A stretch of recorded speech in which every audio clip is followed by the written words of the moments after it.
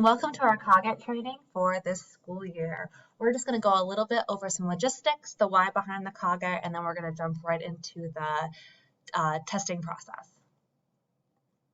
First, just about the Code of Ethics and Standards. You can find this on the Wake County Internet, and we know that this must be followed during the test. We do not have to review it for each one of our tests trainings because this was something that was covered on that online module training that you all completed and gave me certificates for. Our window has been October 1st through October 21st. So the window was open when we checked back in. Our focus is going to be coming up next week. So Monday, Tuesday, Wednesday are our main days. We do have our turn-in day on Friday the 21st, and they are really tight on that. So if makeups have to happen, we'll try to get them in. Otherwise, whatever is completed will be turned in on the 21st. Why do we give the COGET? So this is just another form or measure to give teachers an additional piece of information of which they can be nominated for our AIG or our academically gifted program. It's used in addition to an observation checklist, classroom performance, and other measures.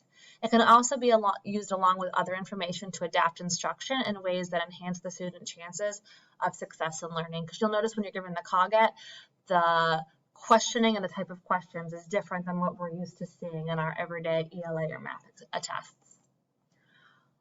It is a norm reference test, and it's given to all third graders in Wake County. It praises the cognitive development of students, and it measures students' learning reasoning abilities. These abilities are developed through in-school and out-of-school experiences. Administering the COGET. So the COGET is administered in 3 days, okay? You want to allow 5 to 7 minutes of additional time per session just to distribute out the materials. Unlike every other test, this is a test where they're going to have a hard copy test booklet as well as an answer sheet. So make sure you give that time in to make sure you give those pieces of information out. It's going to be 90 minutes of actual working time altogether. So over the 3 days, you're going to be having 3 10-minute sessions, which is equivalent to 30 minutes. And over the 3 days, that will be 90 minutes of actual working time. And we're going to be using Form 7 for this exam. They'll already be given to you, so you don't need to worry about that.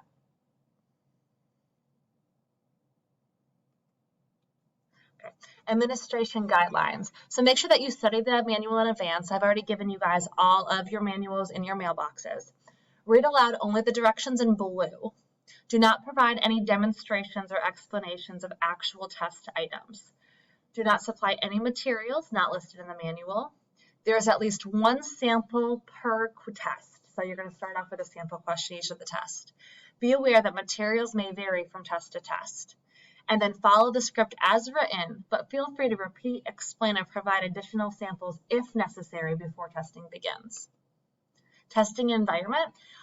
Students should not be encouraged to make random guesses. I know in other tests we say, try to make a guess. A guess is better, any answer is better than no answer, but not on this test. This test is actually taken into consideration how many you answer and answered correctly. So make sure that they're not encouraged to make random guesses.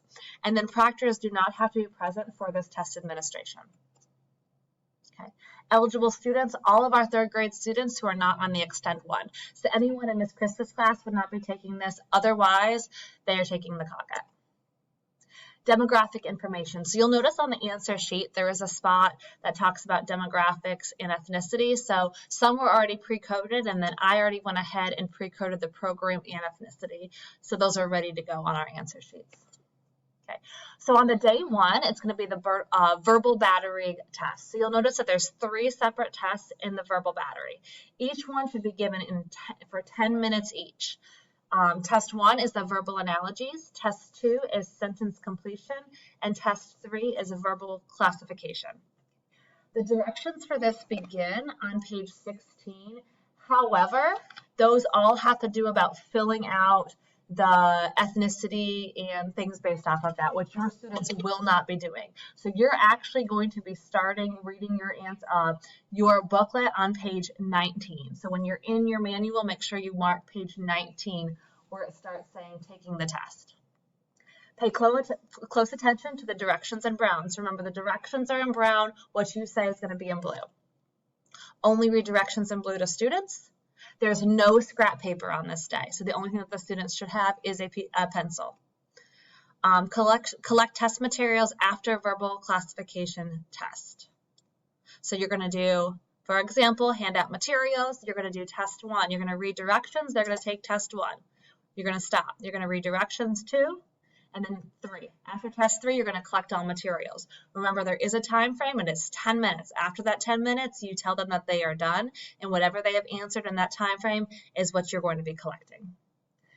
On day 2, it's the quantitative battery scratch.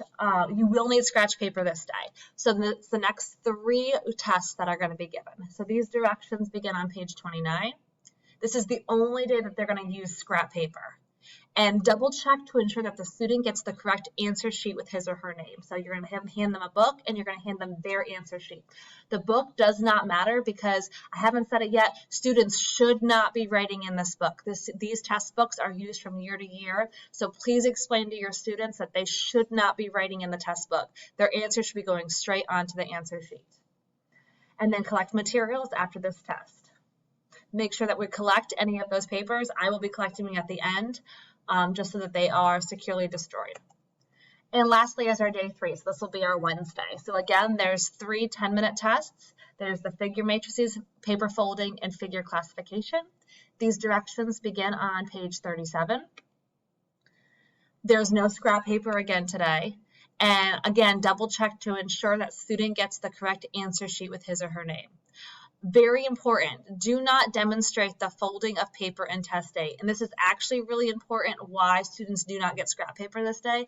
They should not be manipulating paper in order to see how it folds. This is mental, so there should be no paper folding during this day, actual paper folding during this day.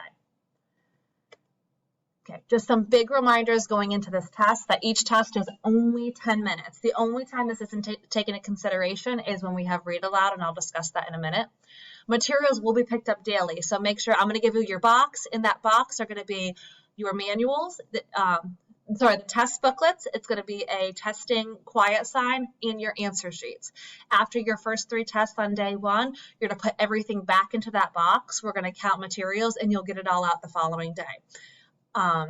Make sure that you do daily answer sheet and text counts. So if I give you 19 books, we need to make sure that we're getting 19 books back. Same thing with those answer sheets. We want to make sure that we're not missing any of those materials. We are accountable for every test. They ask us how many tests we have, and we have to verify that we have that many test booklets at the end. Only provide materials listed during that test.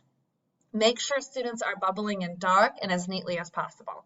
So make sure that they're lining up. Tell them that we want to make sure that they're staying within that circle, and they want to make sure that they are nice and dark for us to see. And important again, like I had said, students should not write in this test booklet. So it's important before every single test, please remind them that we are not to write in those test booklets. Okay, I want to quickly go to our just testing sheet really quickly. So we see here all of our different groups in class. Our groups are going to be exactly the same. We do have 3 pull-out groups that are going to be taking place during these days. The first group it's going to be Miss Darlington, myself, and Miss Harris will be doing this. This group is a read aloud group. So the 2 tests that where read aloud is acceptable, this test, every question will be read aloud.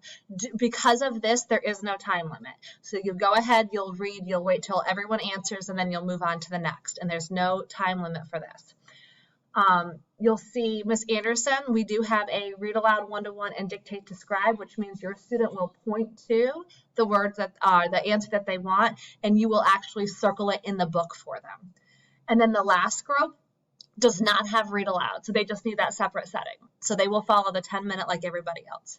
I have put answer sheets in there for students that do not have that mark and book combination. So if you don't have an answer sheet for that book in these small groups, that means that that child is marked in book and they should be circling their answers in the book. Classroom teachers, if there is any student that has entered your class over track out and you need an extra test booklet and answer sheet, please just email me and let me know, and I'll make sure that that gets put inside of your basket.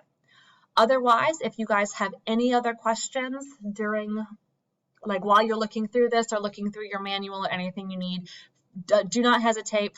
Please reach out, email me, do what we need to do so we make sure that we are ready for testing on Monday. I hope that you got all the information you need. And like I had said, if you need anything else, please let me know.